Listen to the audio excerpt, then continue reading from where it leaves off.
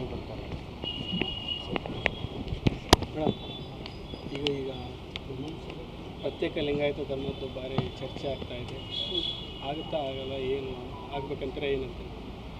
ಅಲ್ಲ, ಇದ್ರ ಬಗ್ಗೆ ವೈಯಕ್ತಿಕವಾಗಿ ಮಾತಾಡೋದಕ್ಕಿಂತ ಭಾಳನೇ ಸೆನ್ಸಿಟಿವ್ ಇಶ್ಯೂ ಇರುತ್ತೆ. ಎಲ್ಲರದು ಅವ್ರದ್ದೇ ಆದ ಒಂದು ಸೆನ್ಸಿಟಿವಿಟಿ ಇರುತ್ತೆ ರಿಗಾರ್ಡಿಂಗ್ ದೇರ್ ಧರ್ಮ ಇದು. ಆದ್ದರಿಂದ ಇದನ್ನು ಇನ್ನೂ ಸುದೀರ್ಘ ಚರ್ಚೆ ಆಗಿ ಮಾತಾಡೋದು ಸೂಕ್ತ ಅನಿಸುತ್ತೆ ನನಗೆ.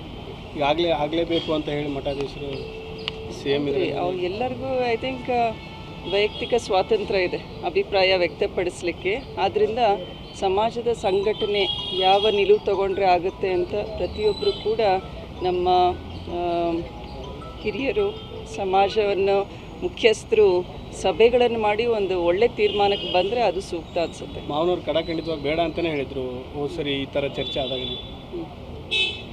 ಅಲ್ಲ, ಅದನ್ನೇ ಹೇಳಿದ್ನಲ್ಲ, ಎಲ್ಲರೂ ಸೇರಿ ಸಭೆ ಮಾಡಬೇಕು. ಬೇಡವೇ ಬೇಡ ಅಂತಲೇ ಹೇಳಿದ್ದಾರೆ. ಮಧ್ಯೆ ಅಲ್ಲ, ಮಾತಾಡೋಣಂತ್ರಿ. ಒಂದು ಸಭೆ ಆದಮೇಲೆ ಅದ್ರ ಬಗ್ಗೆ ತೀರ್ಮಾನ ತಗೊಂಡ್ಮೇಲೆ ಬಹಿರಂಗವಾಗಿ ಹೇಳೋಣ. ಅಲ್ಲಿವರೆಗೂ ಬೇಡ ಇಲ್ಲ. ಈಗ ಶಾಮನೂರ್ ಫ್ಯಾಮಿಲಿ ಅಂತಂದರೆ ಈಗ ಒಂಥರ ಹಿಂದೂ ವಿರೋಧಿ ಅನ್ನೋ ಥರ ಸೋಷಿಯಲ್ ಮೀಡಿಯಾದಲ್ಲಾಗಲಿ ಎಲ್ಲ ಆ ಥರ ಆಗ್ತಾ ಇದೆ ಮೇಡಮ್. ನಮ್ಮನ್ನು ನೋಡಿದರೆ ಅನಿಸುತ್ತೆ ಆ ಥರ ನಿಮಗೆ? ಪೂಜೆ ಗೀಜೆ ಎಲ್ಲ ಮಾಡ್ತಾರೆ, ಆದರೆ ನಮ್ಮ ಹಬ್ಬಕ್ಕೆ ಅಡೆತಡೆ ಮಾಡ್ತಾ ಇದ್ದಾರೆ. ಇಲ್ಲ, ಆ ಥರ ಏನೂ ಇಲ್ಲ. ನೀವು ಅದನ್ನು ಪೊಲಿಟಿಕಲ್ ಆ್ಯಂಗಲ್ ಮಾತ್ರ ದಯವಿಟ್ಟು ತೊಗೋಬೇಡ್ರಿ. ನಮಗೆಲ್ಲರ ಬಗ್ಗೆ ಗೌರವ ಇದೆ.